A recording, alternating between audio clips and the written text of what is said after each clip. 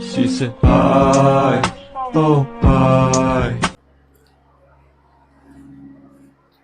Hello everyone. So आज हम लोग पढ़ने वाले हैं क्लास 10th इकोनॉमिक्स का फर्स्ट चैप्टर जिसका नाम है डेवलपमेंट। और ये चैप्टर मैं आपको इतनी जल्दी फिनिश करके देने वाला हूं, शायद यूट्यूब पे किसी ने इतनी जल्दी आप लोगों को समझा पाया होगा। बहुत इजीली आपको समझ में भी आ जाएगा। डेवलपमेंट का मतलब क्या होता है? मतलब कि विकास, बेटरमेंट ऑफ एनीथिंग। बेटरमेंट मतलब पहले से ज्यादा बेहतर। मान लीजिए किसी के 45% आते हो, अगर उसके 60% आ जाते हैं तो उसको हम डेवलपमेंट ही बोलेंगे। डेवलपमेंट तो हुआ है ना। अगली बार 60 से 70 आ जाएंगे तो भी हम डेवलपमेंट बोलेंगे, राइट। चलिए तो शुरू करते हैं बिना टाइम वेस्ट करें। सबसे पहले हम देखते हैं what development promises different people different गोल। अब डेवलपमेंट का मतलब ये नहीं है कि जो मैं सोच रहा हूं वही दूसरा इंसान भी सोच रहा होगा। मेरे लिए डेवलपमेंट का जो मतलब है, क्या दूसरे इंसान के लिए भी डेवलपमेंट का मतलब सेम है? नहीं। Different people different goals. हर एक इंसान का अपना डेवलपमेंट। जैसे कि हम लोग क्या समझते हैं डेवलपमेंट क्या होगा? अगर बड़ी बड़ी बिल्डिंगें बन जाएंगी, अच्छे बेहतरीन से रोड्स बन जाएंगे, रेलवेज बहुत अच्छे हो जाएंगे, स्कूल्स बन जाएंगे, हॉस्पिटल्स बन जाएंगे, तो हम डेवलप मानेंगे। अगर हमारे शहर में हम निकल जाए, खूब बड़ी बड़ी बिल्डिंग्स दिखें, किसी भी शहर में निकल जाए, है ना, बढ़िया रोड्स हो, अच्छे स्कूल्स हो, हम क्या कहेंगे? अरे वाह यार, डेवलपमेंट तो हुआ है। कुछ भी कहिए। How do you define development? अब betterment of anything is called development. अगर सिंपल सी डेफिनेशन आपसे पूछी जाए कि बताइए आपके हिसाब से डेवलपमेंट क्या है, तो आप बोलेंगे the betterment of anything is called development. चलिए, व्हाट डेवलपमेंट प्रोमिसेस। डेवलपमेंट हमें क्या प्रॉमिस करता है? Different people different goals. हर एक इंसान के अपने खुद के अलग गोल्स है। हर एक इंसान के हिसाब से डेवलपमेंट की जो परिभाषा है वो अलग है। जैसे कि it's not good for tribal population. जैसे कि इलेक्ट्रिसिटी वाटर सप्लाई अच्छी हो जाए, लाइट वाइट आने लगे, पानी वानी की फैसिलिटी अच्छी हो, डेवलपमेंट है।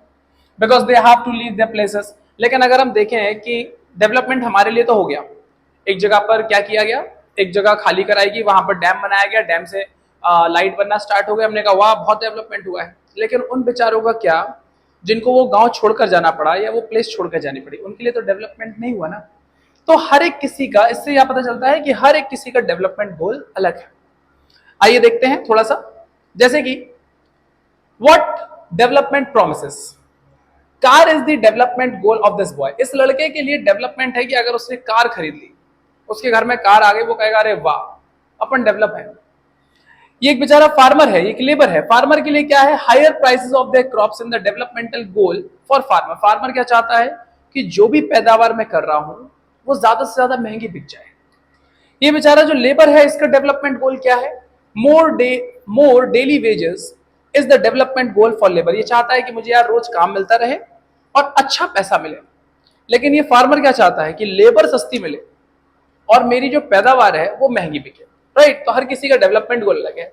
ये जो लड़की है ये चाहती है कि मैं सिंगर बन जाऊं। अगर मैं सिंगर बन गई तो मेरे लिए डेवलपमेंट है। So different people can have different development goals. हर किसी का डेवलपमेंट को लेकर एक अलग नजरिया है। हम ये नहीं कह सकते कि डेवलपमेंट का सबको लेकर एक सेम नजरिया है। चलिए, अब income and other goals. Obvious सी बात है, डेवलपमेंट कैसे देखोगे? जैसे फार्मर है, क्या करना चाहता है? इनकम। लेबर है, क्या करना चाहता है? इनकम। बिजनेसमैन है, क्या चाहता है? Income. Everybody wants more income and money. हर कोई क्या चाहता है? ज्यादा से ज्यादा पैसा, राइट। जब पैसा ज्यादा आएगा तो डेवलपमेंट होगा। मान लीजिए मैं आपको एक दो घर दिखाऊं, एक घर दिखाओ जिस जो है वो 3-4 मंजिल का घर हो, उसके घर के बाद 2-3-4 गाड़ियां हो, और एक घर दिखाऊं जो 1 मंजिल का घर हो, बाहर कोई बाइक वाइक खड़ी हो, एक दो ऐसी ही छोटी मोटी सी, तो आप किसको डेवलप बोलोगे? आपसे पूछूंगे यार तुम बताओ ये ज्यादा डेवलप कौन लग रहा है? आप कहोगे सीधी सी बात है, 3 मंजिल घर वाला जिसके घर के बाहर इतनी सारी बाइक्स खड़ी, कार्स खड़ी है, ये डेवलप्ड है क्योंकि पैसा उसके पास ज्यादा है, राइट। तो हर एक डेवलपमेंट किस हिसाब से देखा जाता है? इनकम के अकॉर्डिंग। चलिए आगे देखते हैं। अब हर एक इंसान अपना डेवलपमेंट देख रहा है, लेकिन देश पूरे देश का डेवलपमेंट देख रहा है और उसको बोला जाता है नेशनल डेवलपमेंट। अब नेशनल डेवलपमेंट को लेकर भी हर एक इंसान का अपना ही नजरिया है। उनको लगता है अरे यार नेताजी को ऐसा करना चाहिए, किसी को लगता है अरे नहीं सरकार को ऐसा करना चाहिए। आपने अक्सर देखा होगा चाय वाय के ठेले पे खड़े होते हैं, अरे यार हमारे हिसाब से सरकार को रोड जो है वो और ज्यादा बड़ी डालनी चाहिए, ये वाली छोटी पड़ जाती है। किसी को लगता है कि हमारे हिसाब से उनको ना अस्पताल बना देने चाहिए, अलग अलग व्यूज है सबके। जैसे कि यहाँ पर एक बिजनेसमैन खड़ा है, I think the government should focus on the roads. ये क्या चाहता है? I think the government should focus on the roads. क्यों? हो सकता है इसका ट्रांसपोर्ट का बिजनेस हो, और ट्रांसपोर्ट के बिजनेस में इसको सबसे ज्यादा नीड किस चीज की है? रोड्स की। तो इसके दिमाग से क्या है कि अगर गवर्नमेंट रोड पर फोकस करेगी तो शायद मेरा प्रॉफिट होगा। यहाँ पर एक लेडी है, but I think the government should invest on health. ये सोच रही है कि नहीं, गवर्नमेंट को जो है वो हेल्थ हॉस्पिटल्स वगैरह पे इन्वेस्ट करना चाहिए। ये सज्जन सोच रहे हैं आई think the government should invest on education. ये सोच रहे हैं कि नहीं, गवर्नमेंट को जो है वो पढ़ाई लिखाई पर इन्वेस्ट करना चाहिए। और यहाँ पर अरे भाई पहले पेट्रोल के रेट तो कम कराओ। एक इंसान बेचारा रो रहा है कि यार बाकी सब छोड़ो, तुम पेट्रोल के रेट कम कराओ, बड़ा महंगा पड़ता है, बड़े मुश्किल से ट्रैवलिंग कर पा रहा हूँ। So different people could have different notions towards national development as well as conflicting. हर किसी का अपना एक अलग नजरिया है नेशनल डेवलपमेंट को लेकर।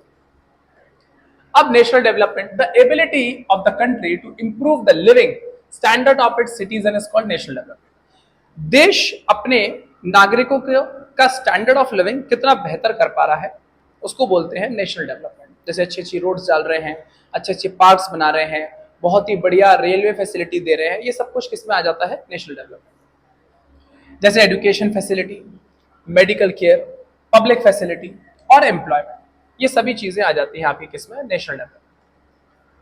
अब बात करते हैं हम इनकम एंड अदर गोल्स की। दो तरीके के गोल्स होते हैं हमारे, एक होता है मटेरियलिस्टिक गोल्स, एक होता है नॉन मटेरियलिस्टिक गोल। ये बहुत इंपॉर्टेंट है, इसका क्वेश्चन पक्का आ जाता है, इसको अच्छे से सुनिएगा। मटेरियलिस्टिक गोल्स हम उनको कहते हैं जो चीजें हम लोग खरीद सकते हैं, किससे? पैसे से।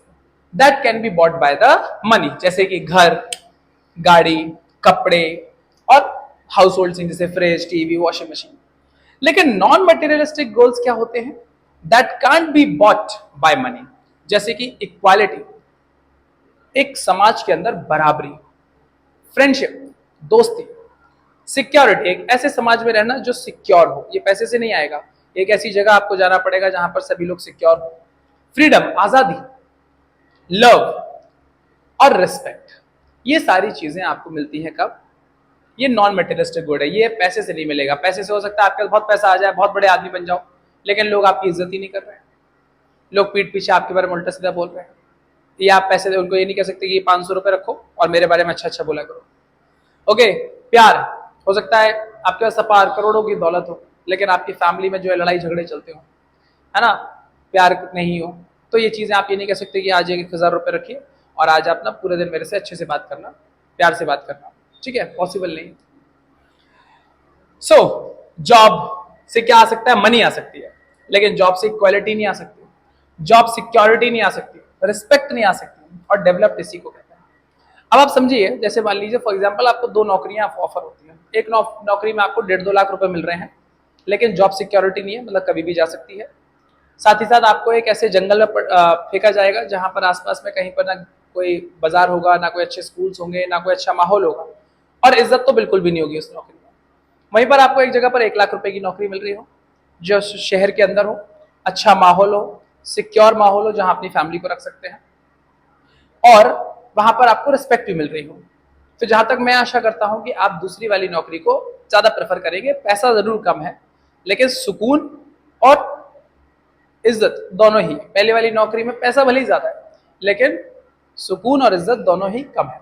बाकी ये अलग बात है, 10-20% वाले सोच रहे होंगे छोड़ो यार, इज्जत इज्जत है ना, 1 लाख नहीं 2 लाख मिल रहे हैं, 1 लाख रुपए एक्स्ट्रा मिल रहा है, देख लेंगे, बेइज्जती झेल लेंगे। चलिए, okay, so money is not enough for development. In fact, for proper development, people look at on both materialistic goals and as well as non-materialistic goals. So सिर्फ पैसा ही सब कुछ नहीं है, हमें दोनों ही चीजें चाहिए। How to compare different countries and state? अब हमें कैसे पता पड़ेगा कि कौन सा देश ज्यादा अमीर है, कौन सा देश कम अमीर है? हमारे खुद की इंडिया के अंदर कौन सा स्टेट ज्यादा क्या बोलते हैं डेवलप्ड है, कौन सा स्टेट कम है? तो उसके लिए हमने एक ही चीज रखी है, that is money. How to know if a country is developed or underdeveloped? For comparing countries, income is considered to be one of the most important attribute. तो अगर हमें यह देखना है कि अगर दो कंट्रीज में से ज्यादा डेवलप कौन है, तो उसके लिए हमें क्या देखना होगा? उसकी इनकम। अब इनकम कैसे पता चलेगी? How to compare different countries and states? How to know if a country is developed और अंडर डेवलप्ड, कैसे पता चलेगी? सबसे पहले निकालेंगे हम per capita income.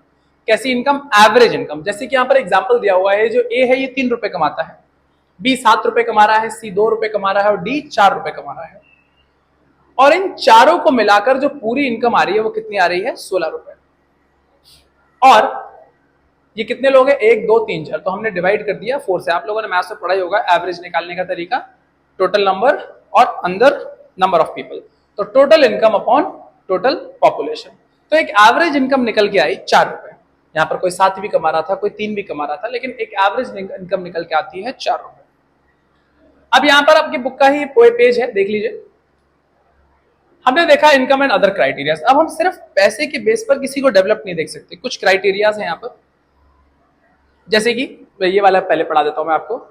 World development reports, countries with per capita income of $12,056 per annum and above are called rich countries. वो कंट्रियां जिनकी इनकम $12,056 है या उससे ज्यादा है, उनको बोलेंगे हम डेवलप्ड, मतलब कि rich countries. Countries with per capita income of $955 और लेस, जिसकी $955 या उससे भी कम इनकम है, वो क्या है? पुअर कंट्रीज, गरीब कंट्रीज। पर capita income of India is $1820, चलो बच गए। अगर रिच कंट्री नहीं है तो पुअर भी नहीं है। Per annum India come in the category of low middle class. होता है ना, एक होता है रिच अपर क्लास, एक होता है लोअर क्लास, और फिर मैक्सिमम लोग आते हैं मिडिल क्लास में। तो हमारा इंडिया भी किस में आता है? Low middle class, middle class भी बोल सकते हैं। The rich countries are generally called developed countries. Rich countries को हम लोग developed बोलते हैं, except countries of Middle East and certain other small countries। और जो कंट्रियां पुअर वाली कैटेगरी में नहीं आती हैं, उनको बोलते हैं डेवलपिंग, मतलब कि वो अभी डेवलप हो रही है। चलिए अब ये वाला पार्ट देख लेते हैं। हमारे यहाँ पर 3 स्टेट्स का यहाँ पर एक रेशियो दिया हुआ है। एक दिया हुआ है पर capita income, infant mortality rate, literacy rate और नेट अटेंडेंस रेशियो। सबसे पहले मैं आपको ये इन्फेंट मोर्टेलिटी, लिटरेसी रेट और नेट अटेंडेंस रेशियो बता देता हूँ। इन्फेंट मोर्टेलिटी रेट होता है, it indicates the number of children treat die before the age of 1 year as proposal of 1000 life children born in that particular year। इसमें पता चलता है कि कितने ही बच्चे, 1000 बच्चों पर कितने बच्चे 1 साल से पहले ही जन्म लेने से मतलब 1 साल के होने से पहले ही मर गए। मतलब कि वहां पर पता पक्का न्यूट्रिशन की या फिर हेल्थ फैसिलिटी की कोई ना कोई प्रॉब्लम है। लिटरेसी रेट होता है the proportion of literate population in the 7 and above age group. जैसा कि आपको पता है, एक लिटरेट इंसान, पढ़ा लिखा इंसान किसको बोला जाता है? जो इंसान 7 साल का हो या उससे ऊपर का हो, और वो किसी भी भाषा में पढ़ पाता हो, लिख पाता हो और बोल पाता हो, अपना नाम एटलीस्ट, तो उसको हम लोग बोलते हैं क्या? लिटरेट। बोलते नहीं अपने यहाँ पर साइन कर देना, अगर कोई इंसान अपने नाम का साइन कर देता है तो उसे हम पढ़ा लिखा बोल देते हैं। और नेट अटेंडेंस रेशियो होता है the total number of children of age group 14 and 15 years attending school as a percent of total number of children in the same age group. So 14-15 साल तक के बच्चे हैं, वो स्कूल कितना अटेंड कर रहे हैं, कितने बच्चे जो है वो स्कूल में जा रहे हैं। चलिए अब देखते हैं हरियाणा की जो पर कैपिटा इनकम है वो अच्छी खासी है, सबसे ज्यादा है, कितनी? 1,80,174। लेकिन वही हमने देखा इन्फेंट मोर्टेलिटी रेट 30% है, लिटरेसी रेट 82% है और नेट अटेंडेंस रेशियो 61% है।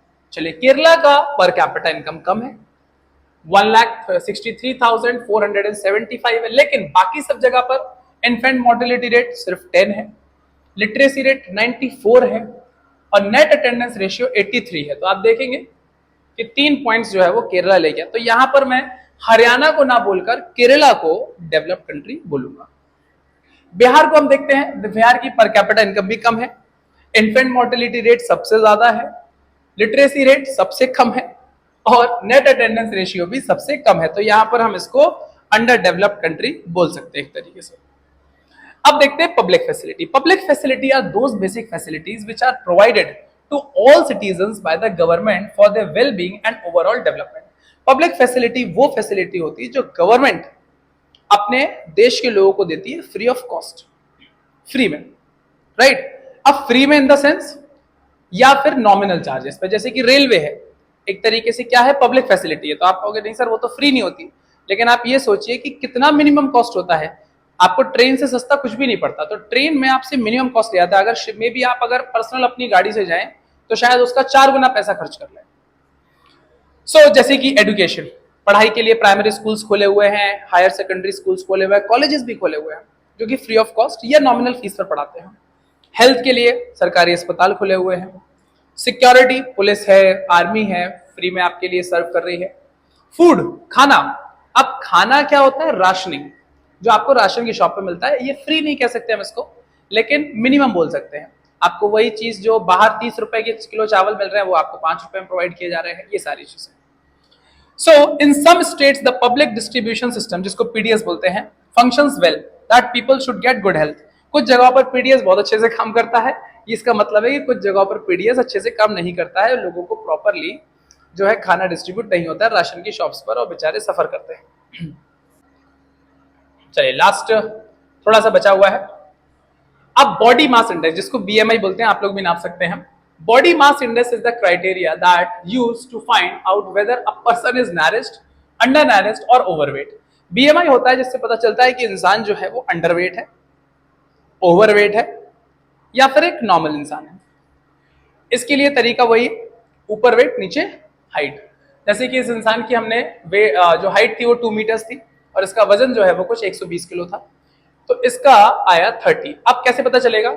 जो भी इंसान, ये आप लोग घर पे भी कर सकते हैं अपने चैप्टर से रिलेटेड है लेकिन घर पे भी बड़ा काम आएगा, जिसका भी बीएमआई 18 आएगा या उससे कम आएगा वो हो गया अंडर नरिश्ड, कुपोषित, पतला इंसान, है ना। जिसका 25 से ज्यादा आता है, 25 से ज्यादा आता है, उसको बोलेंगे ओवरवेटेड। और जिसका 18 से 25 के बीच में आता है वो है नरिश्ड, मतलब एक नॉर्मल इंसान है, नॉर्मल वेट है उसका। सही। लास्ट, ह्यूमन डेवलपमेंट रिपोर्ट, ये आपके बुक में दिया हुआ है, comparing countries based on income, education and health. इसमें क्या होता है कि हम कंट्रीज को कंपेयर करते हैं, किसके बेस पर? इनकम के बेस पर, लेकिन सिर्फ इनकम के बेस पर नहीं। हो सकता है इनकम कम हो लेकिन एजुकेशन लेवल उसका ज्यादा हो सकता है हेल्थ ज्यादा अच्छी हो किसी एक कंट्री से। तो हम तीनों चीजों को देखते हैं और उस हिसाब से कंपेयर करते हैं। इंडिया जो है वो 131 रैंक पर आता है वर्ल्ड में on the basis of development. Development के बेसिस पर इंडिया का 131 रैंक है डेवलपमेंट के मामले में पूरे वर्ल्ड में। ओके, जो कि बहुत बुरा नहीं कह सकते हम, ठीक है। चलिए, तो बस ये जो है वो आपका चैप्टर है जो कि बेसिकली आपके इससे क्वेश्चन आंसर्स बनते हैं। क्वेश्चन आंसर्स नहीं कराऊंगा क्योंकि ये चैप्टर जो है मैंने सोचा था कि मैं शॉर्ट से शॉर्ट में, जितना शॉर्ट हो सकता है उतना शॉर्ट में पढ़ाऊंगा आप लोगों को। फिर भी मुझे लगता है कि थोड़ा सा बड़ा हो गया है, लेकिन फिर भी आप लोग इसको पढ़िए और आपको ये चैप्टर ऑलमोस्ट कंप्लीट हो जाएगा इस वीडियो के अंदर। चलिए, तो मिलता हूं आप लोगों से नेक्स्ट वीडियो में। और जो भी टॉपिक अगर आपको लगता है कि इससे सर ये वाला एक पर्टिकुलर टॉपिक है, बता दीजिए, कमेंट में डाल दीजिएगा उसका आंसर, या उस पर कोई वीडियो अगर शूट करना पड़ा तो मैं दोनों ही चीज़ें कर दूंगा आप लोग के लिए। मिलता हूँ आप लोगों से नेक्स्ट वीडियो में, तब तक के लिए thank you, have a nice day.